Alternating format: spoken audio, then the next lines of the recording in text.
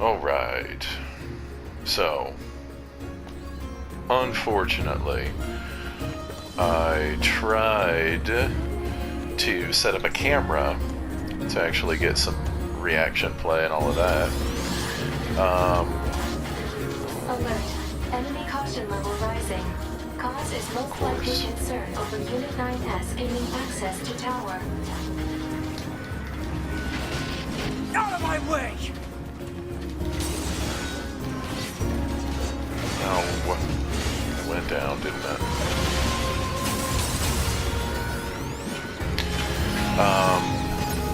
Camera doesn't work. Well, camera works.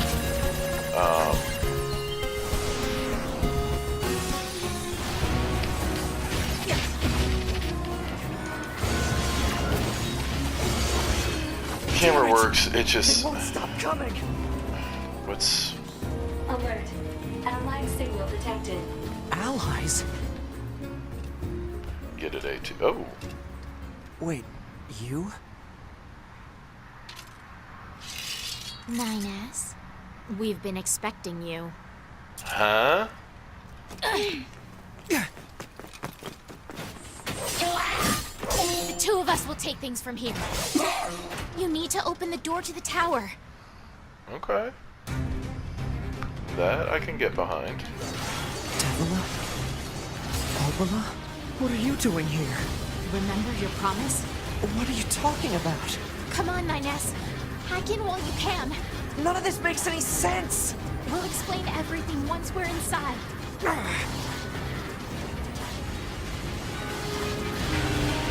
These chicks are tough. Protect me. They are just mowing down those level 40s.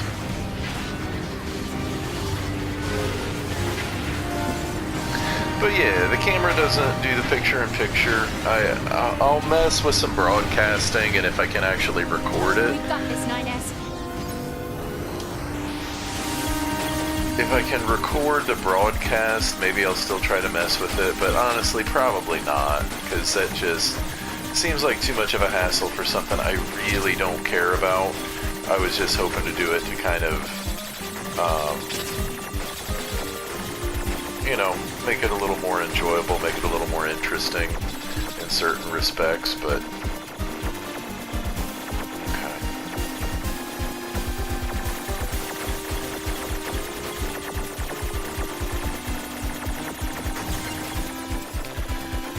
oh.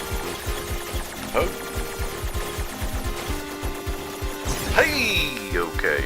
Oh, good. Like right there, that probably would have been a good spot to have a camera for the noise that just came out of my freaking mouth.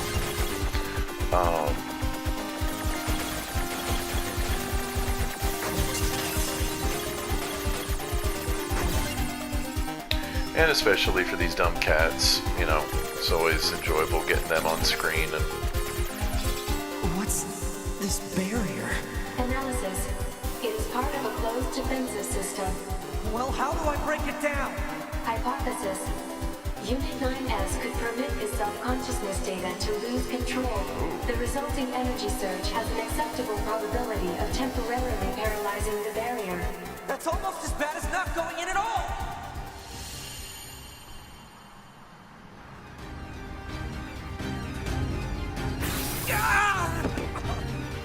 What happened?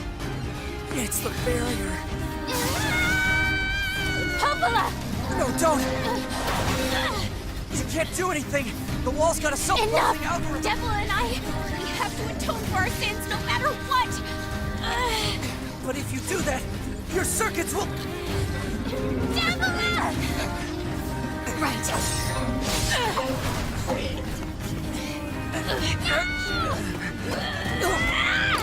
Devila! I hope you don't regret this. oh god.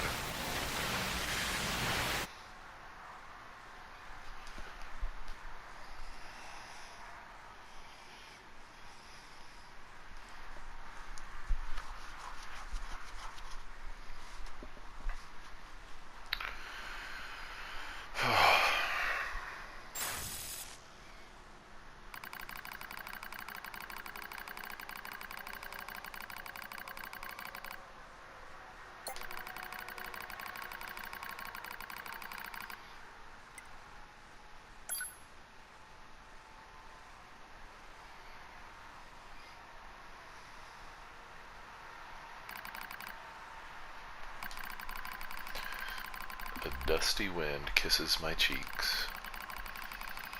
Buried in sand, we press forward, one step at a time. We have nowhere else to go, after all. Because our models, the Devola and Popola models, are defective.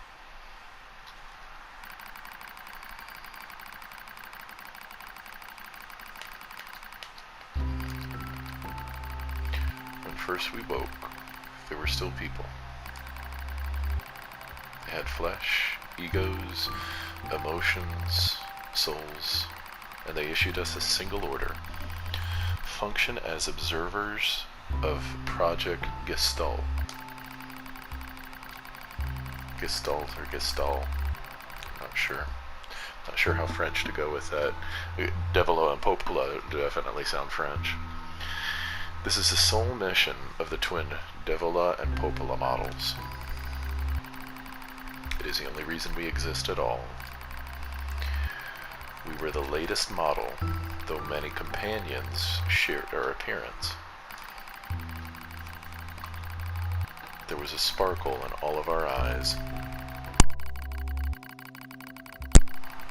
a sense of pride at having been entrusted with humanity's future.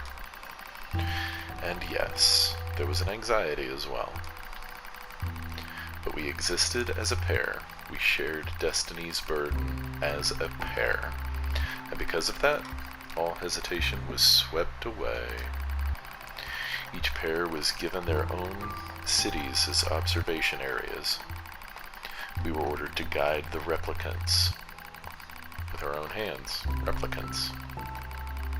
Is that new?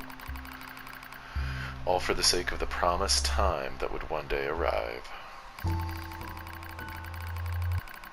We were the only ones who could handle such duty. We were observers, after all. Ah! Watch out! Devola staggers and falls in the soft yet unforgiving sand. I hurry to her side and sigh with relief when I find she's not seriously hurt. Are you alright? Sorry, sis. Guess I spaced out there for a bit. She smiles, the same wry smile I know so well, as she rubs absently at her leg. It is wrapped in a white bandage. Your bandage is coming undone. Here, let me change it. It's alright, Popola. Come on. We have to go before we lose the light. We won't be going anywhere if sand gets into that thing. Now quit whining and hold still. I'll be quick. Devola grunts and turns away. I take it as consent. Soon, we are resting in the shade of a nearby rock as I pull the bandage free. Artificial skin, torn and bloodied, peeks out from beneath the bandage. Judging by Devola's current lack of ambulatory control, I imagine the circuitry underneath has been damaged as well. Taking a deep breath,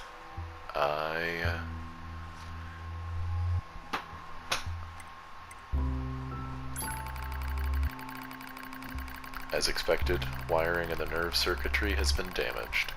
Replacing it will require new connectors, as well as some tools. None of which is easy to find in a desert. Sorry about this, sis, mutters Devola. That wry smile again. It kills me every time. Don't you dare apologize, I respond. You done nothing wrong. I calmly change the bandage, trying not to let my worry show. I make it as tight as possible so no sand can slip inside. It's all I can do until I get the proper materials. But that's going to be a tall order, considering our current condition. I'm sorry, sister. Okay, now you're apologizing. We both apologize while insisting the other's apology isn't necessary. It's kind of funny in a way. Such a trivial exchange under such circumstances. We laugh together, the sound echoing across the desert before being stolen by the cool evening wind.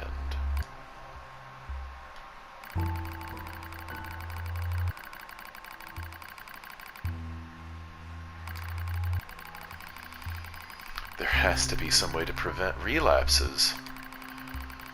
Devola's sharp voice echoes through our private quarters. You must be quiet, sister. The replicants will hear. Pfft, they wouldn't understand even if they did. Pfft might be my favorite word. That might be true, but regardless. Annoyed at my hesitation, Devola crosses her legs and scowls. The black scrawl took another victim, she says. That's 3 this month. It's spreading way too fast. Let's wait and see what happens. I'm tired of hearing you say that. Her shout makes me jump. Just a little, but enough for her to notice. Seeing that, her eyes suddenly open wide. I'm sorry, sis. It's not your fault. I shouldn't have lashed out like that. It's okay. I understand. It's all going wrong. You can feel it too, right? I guess that would be more... You can feel it too, right?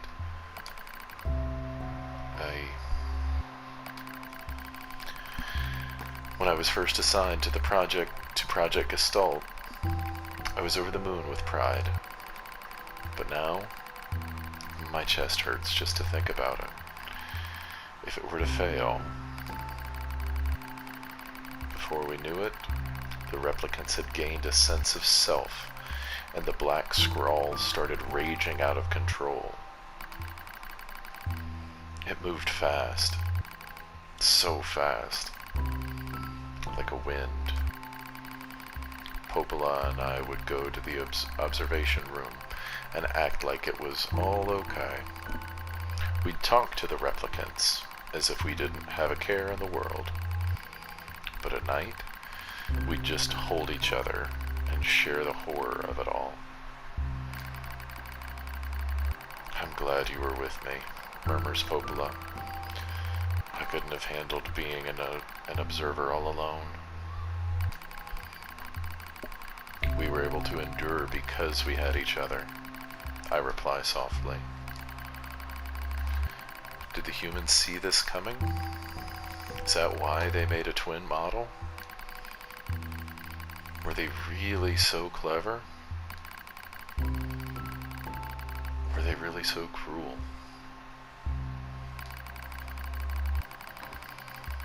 I couldn't have done this by myself. I would have descended into madness. I simply couldn't bear such a burden all alone.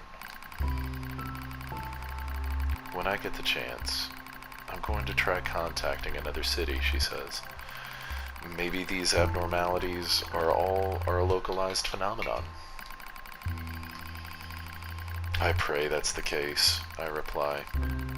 Even if we're of no use ourselves, things will still work out if the other observers can pull through. Don't worry, it's gonna be okay. But it wasn't okay. Nothing was okay. All thanks to a pair of Devola and Popola models from another town.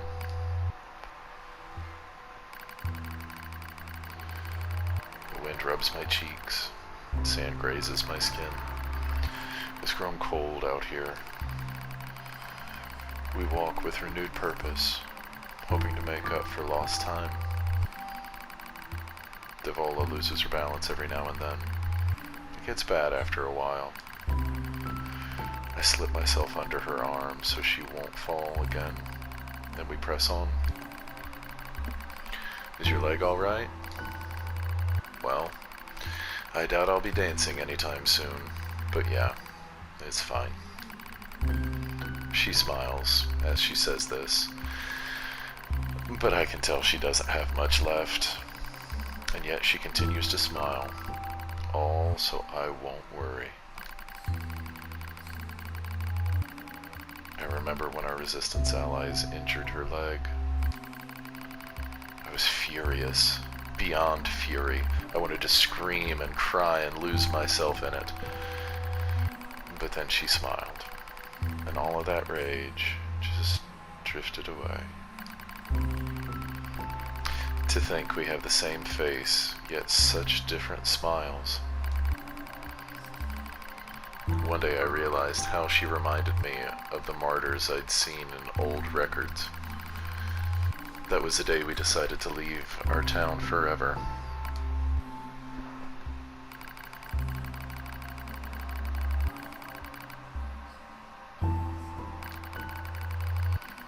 Our role as observers ended on the day Project Gestalt collapsed, all due to the actions of Devila and Popola models from another town. With the original Gestalt lost, humanity was doomed to an inevitable extinction.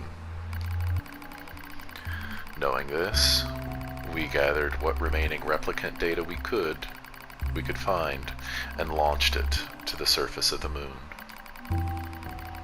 And though success was as unlikely as finding a lost sand grain in the desert, we still had to attempt it. We still had to try. We were androids, you see. Protecting humanity was our instinct. Other androids, beholden to that same instinct, began to direct their hate at the Devila and Popola models who'd snuffed out the humanity. It started small. A few offhand remarks, the occasional glance. But even the smallest things have weight, and with enough of them combined, that weight eventually becomes a boulder. Emotions boiled over. Remarks became jeers. And soon enough, my sister and I were the perfect target for persecution. At first, we simply accepted the fact that our friends turned on us. It was almost unavoidable, I suppose. We were observers for Project Gestalt, after all. And while we didn't cause it to fail, the people who did, well, they looked just like us. So we accepted it. We took the resentment and the scorn. We endured. Because as crazy as it sounds, I think we actually felt responsible. We moved from town to town in an effort to avoid persecution. But in one such town, my seemingly infinite patience finally broke. My sister, Devila, met with unprovoked violence at the hands of a resistance member. She said something in response to his taunts, something quiet. And though her words were ambiguous, he slashed her leg nearly in two.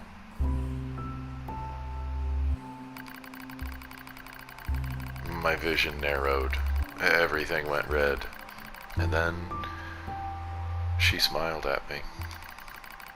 It's okay, sis. There's nothing we can do. But it was too late. My emotions were no longer in my control. I'm simply not strong enough to stand aside and let the most important person in the world come to harm. Devila and I left town that same day. Violence like that wouldn't stop. It was going to happen again. And it wouldn't be coming from just one person. So rather than let them kill us, we ran. I guess it was the greatest resistance I could muster.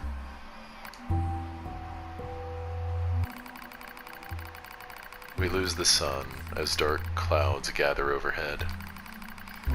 We continue our march. A cold wind blasts us, stealing what little body heat we have left. I smell rain in the air. We continue our march.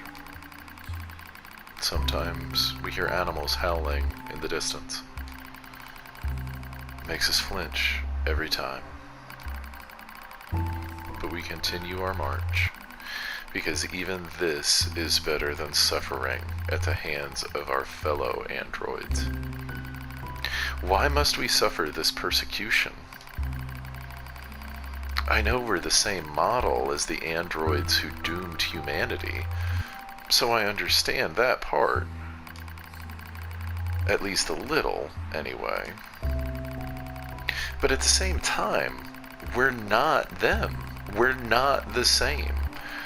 We are who we are. And that Devola and Popola were who they were.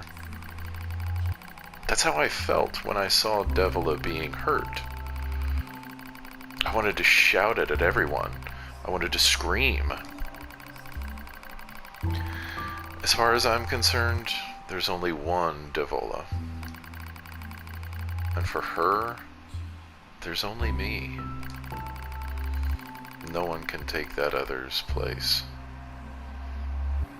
No one can take the other's place. Rain falls from the sky, stimulates our sensation nerves like cold needles. We need maintenance badly. But that's a pipe dream, I suppose. No android would dare help a pair of outcasts like us. Are you cold, Devola? I'm alright as long as you're with me, sis. I feel the same. We press our bodies together to try and retain heat. It's cold now, much worse than the searing heat of midday. But we just smile at each other and keep pressing on. There's another camp on the other side of the desert. A new camp. If we can just get there, I can finally fix Devola's leg. And yet, I wonder if there's anywhere on this planet that will take us. Hey, what's wrong? It's nothing. Don't worry about it. I do what I can to suppress the anxiety in my chest and keep walking. The rain grows worse. It lashes at us without pause. Is this our punishment? I reach out.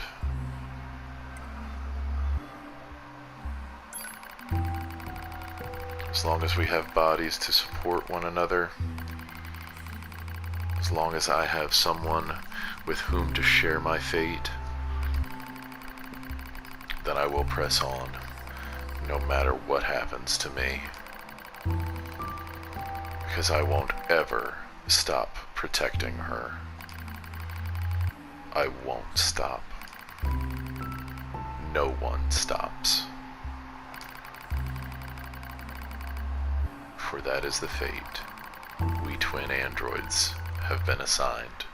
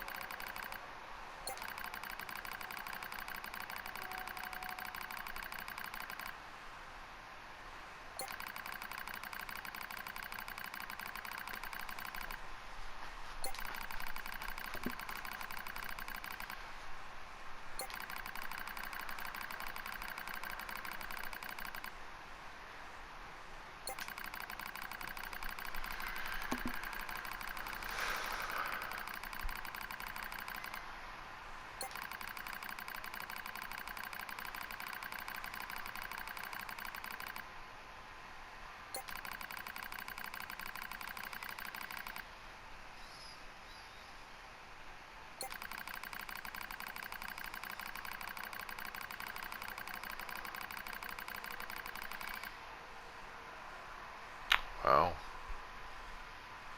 Constant feelings of guilt. That is all that remains from their personal record during the era in which they were referred to as administrators. I see. Query: why do the androids Devila and Popola seem to prefer death over surviving alone? There was a very high probability that at least one could have escaped. I hope you never have to understand. Affirmative. Query: why does this tower possess an entrance at all? All material transport takes place via aerial vehicles. It is irrational for an infiltration route to be so easily accessible. Hypothesis: entrance is a trap.